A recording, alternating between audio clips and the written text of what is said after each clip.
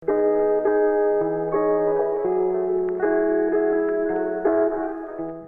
selamat malam.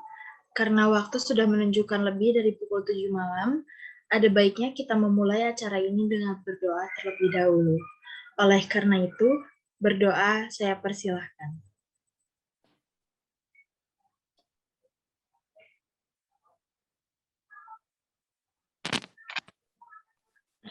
Baik, selamat malam teman-teman, dan selamat datang di acara The Womenpreneur Talk, kisah Kartini muda penggerak ekonomi keluarga. Kami harap teman-teman sekalian dalam kondisi sehat walafiat dan tentunya diberkati selalu. Nah, untuk acara The Womenpreneur Talk kali ini, kami mengusung semangat Hari Kartini yang baru saja lewat beberapa hari yang lalu. Oleh karena itu, pembicara kita kali ini adalah seorang wanita atau ibu muda yang sangat inspiratif. Langsung saja saya sambut, selamat malam Kak Irin. Halo, selamat malam semuanya. Selamat malam, Jess. Hai, gimana kabarnya Kak? Alhamdulillah baik. Semuanya sehat ya hari ini. Insya Allah semuanya sehat. Nah, sebelum kita memulai talk show-nya, ada baiknya mungkin kita kenalan dulu ya sama Kak Irin. Jadi Kak Irin ini adalah seorang womenpreneur atau mompreneur, seperti yang disebut Kak Irin. Kak Irin ini owner dari brand Mere.idn atau Mere Indonesia, yang merupakan produk merek dari produk essential oil, yaitu Mere Naturals. Betul ya Kak ya? Betul. Jadi produknya essential oil, lebih ke minyak pijat bayi. Jadi turunannya essential oil. Tapi isinya memang essential oil. Oke, bisa boleh kenalan lebih dalam lagi sama kakak gimana ya? Apa kabar semuanya? Perkenalkan, nama saya Ristin Jatnika, tapi kebanyakan teman-teman saya panggil saya Irin, jadi teman-teman sini boleh panggil saya Irin juga. Kebetulan saya adalah ibu dari 4 orang anak, dan saya menjalani rumah tangga jarak jauh gitu, long distance relationship sama suami. Kebetulan saya di Bandung, suami di Papua. Terus, saya karena alasan itu, saya jadi menjalankan bisnis semuanya dari rumah secara online. Beberapa brand saya yaitu, ya tadi sudah disebutkan Mere Natural, produknya adalah minyak pijat bayi turunan dari essential oil. Jadi isinya tetap aja essential oil, pure natural semuanya. Memang, prinsip saya memang pengennya natural, terus, mmm iya, dari situ terus lahirlah Manggala Safarga Indonesia, lalu ada beberapa, bisnis yang lain gitu. Oke, menarik banget ya teman-teman. Nah, setelah dari perkenalan ini deh, kita langsung aja ke sesi tanya jawab ya Kak ya. Kita langsung aja ke ngobrol-ngobrol santai tentang bisnis kakak, tentang keluarga kakak, dan lain-lainnya. Boleh. Jadi pertanyaan pertama yang aku punya untuk kakak, itu kita mulai dari nama deh. Kira-kira kenapa sih usaha kakak ini dinamainnya Mere Naturals? Kebetulan, kenapa dikasih Mere Naturals, awalnya memang filosofisnya memang artinya adalah ibu dari bahasa Prancis. Cuman karena kebetulan saya juga orang Sunda, Mere itu ternyata memang artinya tuh memberi gitu, ngasih gitu dalam bahasa Sunda. Jadi, eee, dengan filosofis itu tadinya, produk ini diperuntukkan awalnya produk ini dibuat untuk ibunya, tapi ternyata setelah berjalannya waktu, ternyata ibunya lebih care sama anaknya, lebih care sama anaknya. Jadi produk yang lebih laku justru produk anak. Jadi yang sekarang dari tadinya 21 produk akhirnya mengerucut menjadi 5 produk aja, 5 varian ini semua adalah, varian anak gitu. Dengan filosofisnya adalah, ya memang semua pintunya dari ibu gitu, semua keluarga pintunya adalah dari ibu, entah itu, pintu pembelian, pintu kesehatan, dan segala macam semuanya ada kuncinya ada di ibu. Nah itu kalau filosofisnya dari Mere adalah ya, semoga bisnis ini bisa saling membagi, memberi kepada sesama gitu sih. Oh, that's so sweet. Terus Boleh dong diceritain awal-awal kakak membangun usaha bisnis ini tuh kayak gimana nih sepak terjangnya? Dan Hmm, kenapa kakak milih produk essential oil untuk bisnis kakak? jadi awal bisnis itu adalah di tahun 2016, mundur lagi ke tahun 2016, itu awalnya adalah eh, awalnya kebutuhan produk dulu, kebutuhan produk akan suatu produk gitu. Aku butuh produk natural karena anak aku kulitnya sensitif. Jadi benar-benar yang kalau kena produk yang misalkan sampo gitu, sampo kena sampo sampo dari ya sampo yang dijual di pasaran itu biasanya hitam-hitam di sekitar leher, benar-benar kayak terbakar gitu. Atau enggak di belakang punggungnya kayak merah-merah, benar-benar kayak seruam abis-abis sepunggung-punggung gitu. Dari situ, oh ternyata kenal lah sama produk natural. Akhirnya, oh ya butuh nih produk natural. Akhirnya beli, oh ternyata mahal banget gitu. Setelah cari tahu awalnya DIY dulu nih, DIY cari-cari tahu, belajar di YouTube. Nah ternyata ketemulah di saat itu juga momennya tuh pas ketika suami memutuskan untuk intinya dirumahkan gitu dan harus menganggur beberapa waktu. Nah itu jadi kayak satu kebutuhan saya buat memenuhi kebutuhan rumah gitu, secara kebutuhan keluarga gitu. Jadi kita sama-sama untuk ya udahlah kita coba bisnis. Awalnya bisnis susu kefir. Nah susu kefir ini akhirnya ketemu di dalam satu komunitas. Ini pentingnya kita berkomunitas adalah ketemu dalam satu komunitas kefir itu, ketemu sama satu temen namanya Mbak Putri yang kita akhirnya membentuk satu merek natural ini. Itu kita akhirnya belajar tahu nih ternyata yang tadinya DIY akhirnya belajar nih, oh ternyata ada nih tempat belajar yang betul, cara bikin produk yang betul. Akhirnya kita ikut sekolahnya juga, ikut workshop dan segala macam. Akhirnya kita bisa mengerti satu produk, membuat satu produk, yakin produk ini bisa dipertanggungjawabkan, akhirnya bikinlah satu produk itu. Nah, dari situ ya dari kebutuhan akan produk, kebutuhan akan uangnya juga. Nah, dari situ setelah itu mempertanggungjawabkan juga tuh si produknya. Akhirnya, oh ternyata ini menjanjikan juga nih. Akhirnya dari susu kefir ke kosmetik natural tadinya, lalu ke oh ternyata terlalu terlalu berat nih untuk di kosmetik. Kenapa? Karena memang dari sisi perizinan dan segala macam tuh agak ribet. Nah, akhirnya mengerucutlah kita ke essential oil. Nah, lebih simpel, terus insya Allah mungkin perizinan juga nggak akan begitu sulit, jadinya kita mikir, oh ya udah deh, di essential oil aja gitu. Gitu sih, Hmm, agak panjang sebenarnya kalau misalkan harus merunut ya. nggak apa-apa kok. Kan kita di sini ngobrol-ngobrol aja. Iya. Terus untuk pemasaran produknya gimana nih? Kakak milih online atau offline atau mungkin kombinasi dari keduanya? Sebenarnya aku nggak bisa nyebut semuanya full online, tapi itu memang mostly kita online semua. Tapi kalau bukan berarti dengan penjualan offline kita nggak afford juga gitu. Cuman kita semuanya biasanya kita online. Biasanya kalau misalnya ada yang ke rumah pun beli, kita tetap kirim by courier ke rumahnya. Karena memang itu kan by system gitu. Jadi kita bikin sistem yang pokoknya semuanya tercatat secara online. Terus kalau misalkan memang mau beli offline berarti saya sebagai owner nih misalnya saya mau endorse tetap nih saya sebagai owner harus beli nih produknya secara by system. Nah, terus kalau penjualan mostly memang dari online lewat Instagram dan Shopee. Memang dua platform itu yang kita uh, kita gunakan gitu. Terus apa lagi ya? Kalau by offline biasanya kita ikut-ikut kayak pameran-pameran, terus kayak kita juga masukin produk di beberapa toko organik di Indonesia, misalnya di Semarang, ada The Swift juga, terus dan segala macam gitu. The Swiss? The Swift namanya. Oh, The Swift. Saya kira The Swift. Oke, oke.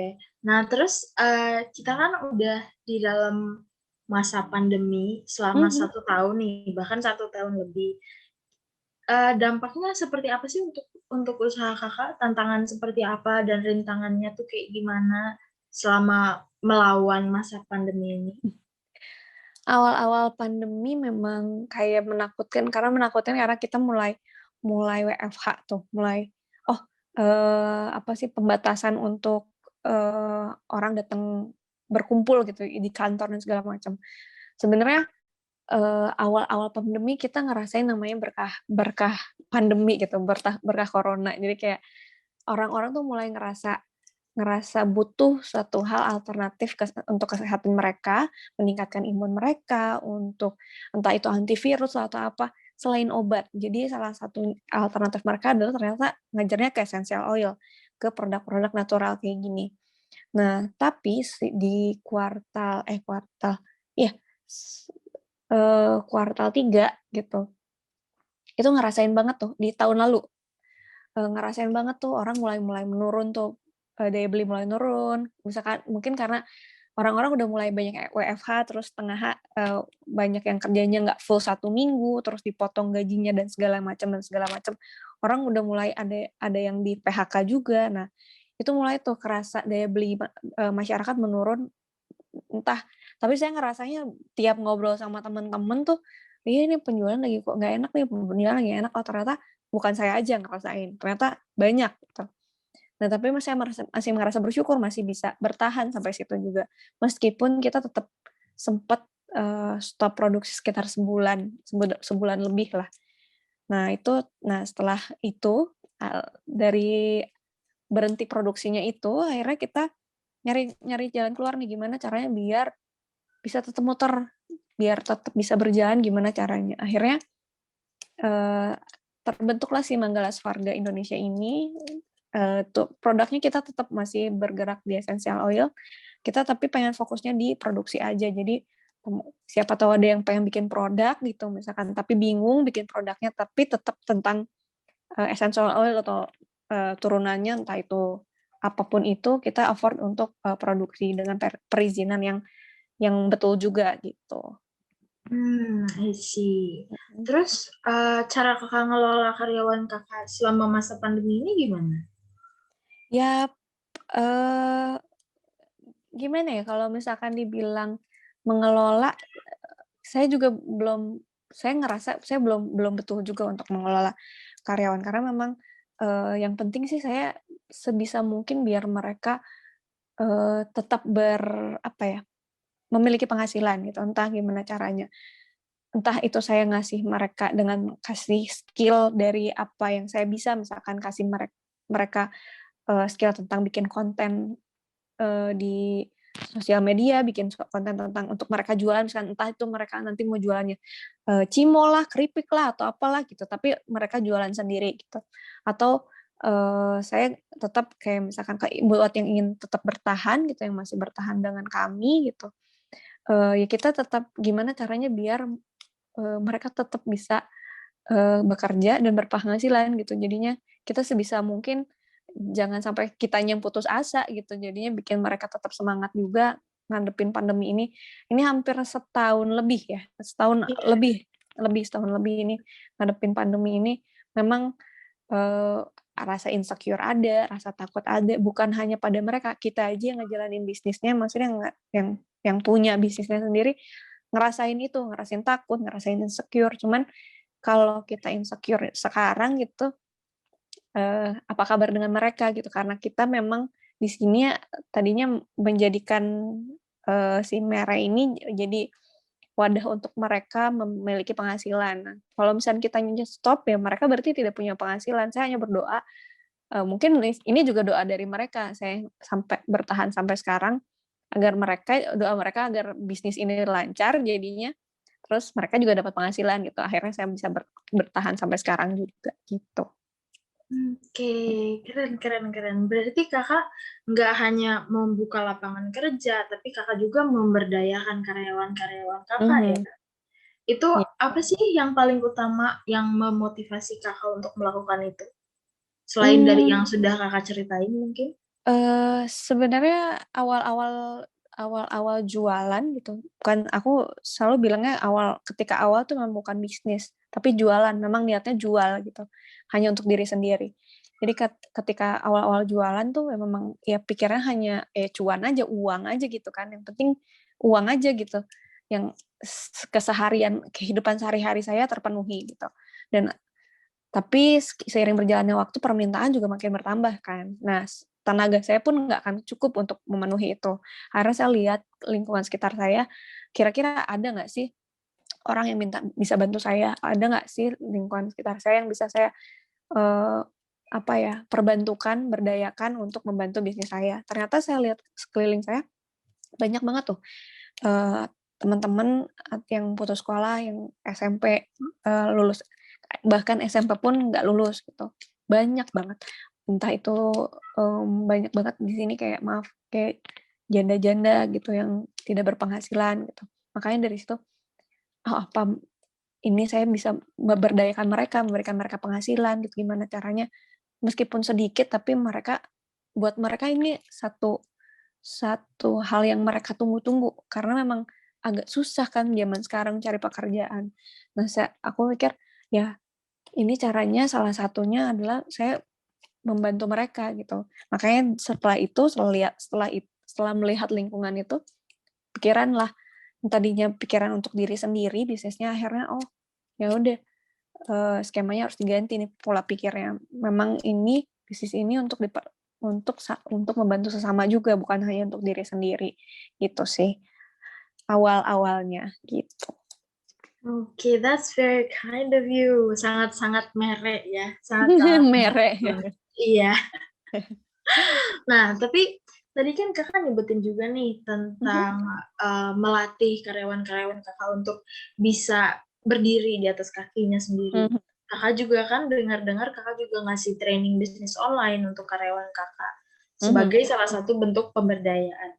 Nah, menurut kakak, kenapa sih kita sebagai wanita yang memulai usaha itu harus melek sama perkembangan teknologi?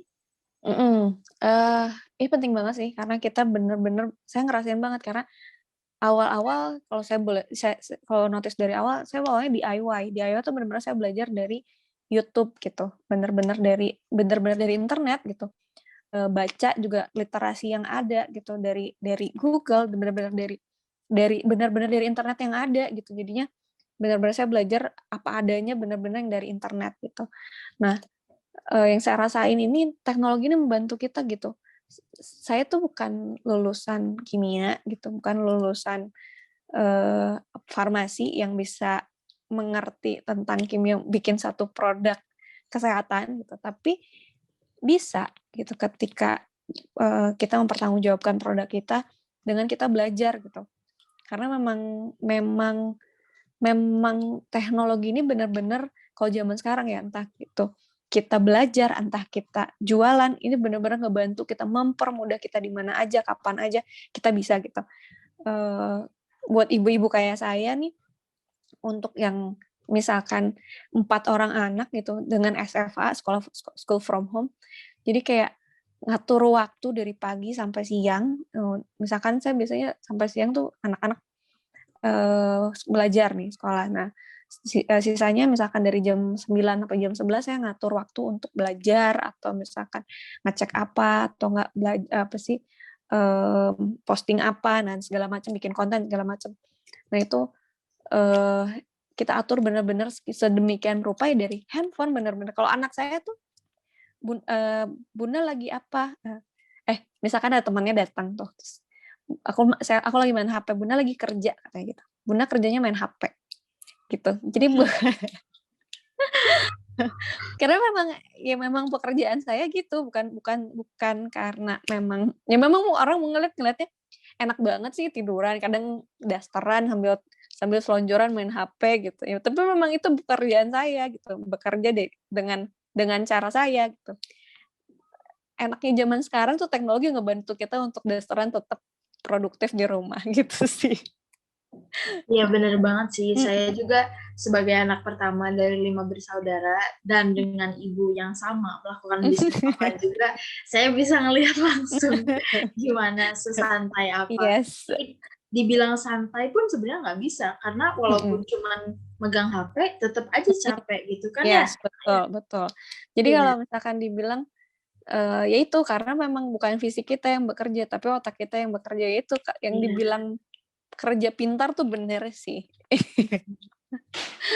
Oke, nah berangkat dari situ, kira-kira tips dan trik apa aja nih buat mulai bisnis online bagi perempuan atau ibu muda yang mau Kakak sampaikan untuk teman-teman sekalian di sini? Kalau buat aku sih mulai aja dulu. Jadi kayak mulai aja. Jadi kayak kalau banyak banget teman-teman aku pun gitu, ih pengen banget dong bisnis, aku juga mau dong. Gimana caranya? Tapi bingung, tapi takut. Nah, hal-hal kayak gitu memang wajar. Tapi ya itu tuh sebenarnya seiring berjalannya waktu ketika kita mulai ya udah hilang aja gitu. Dan kalau kalau kalau bingung mau misalkan jualan apa ya?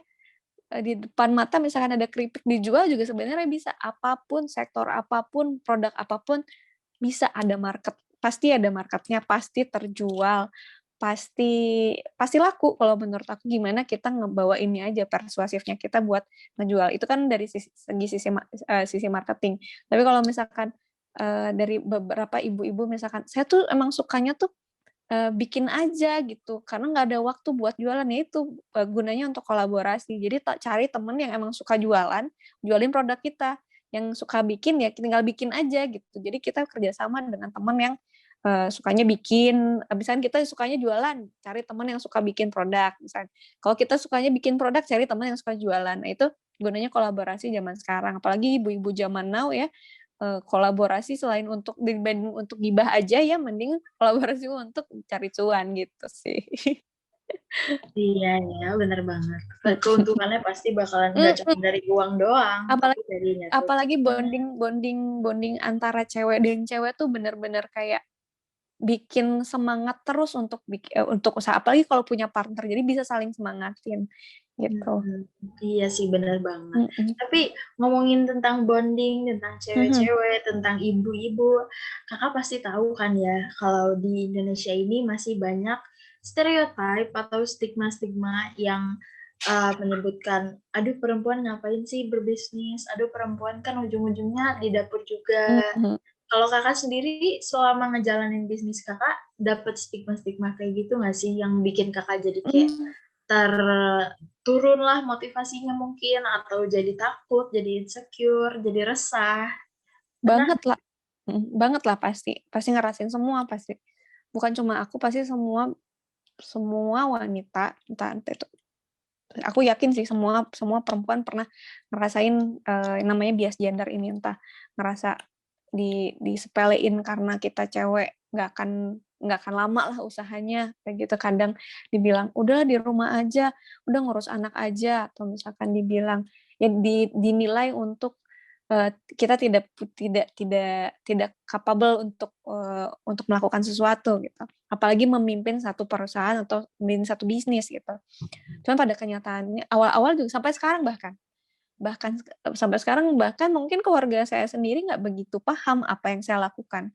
Mereka hanya paham, ya saya jualan bisnis online aja gitu. Mereka tidak paham produk saya apa, mereka tidak memahami apa ya, sebesar apa gitu, apa yang saya dapatkan, sebesar apa sih bisnis ini yang saya mimpikan gitu.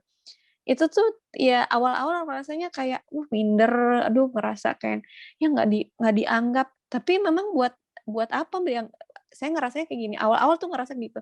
Tapi ke sini ya ini memang saya melakukan bisnis ini untuk diri saya sendiri dan keluarga saya. Saya melakukan bisnis ini memang untuk, berkarya gitu, untuk menunjukkan, eee, saya tuh bisa gitu, kepada diri saya sendiri. Jadi kayak pembuktian untuk diri saya sendiri, kayak apa ya, saya ngerasa kayak saya punya sisi dari diri saya yang memang bisa dikembangkan gitu. Nah, saya ngelihat itu dari diri saya. Jadi kayak, oh ya saya berkembang meskipun dari rumah gitu.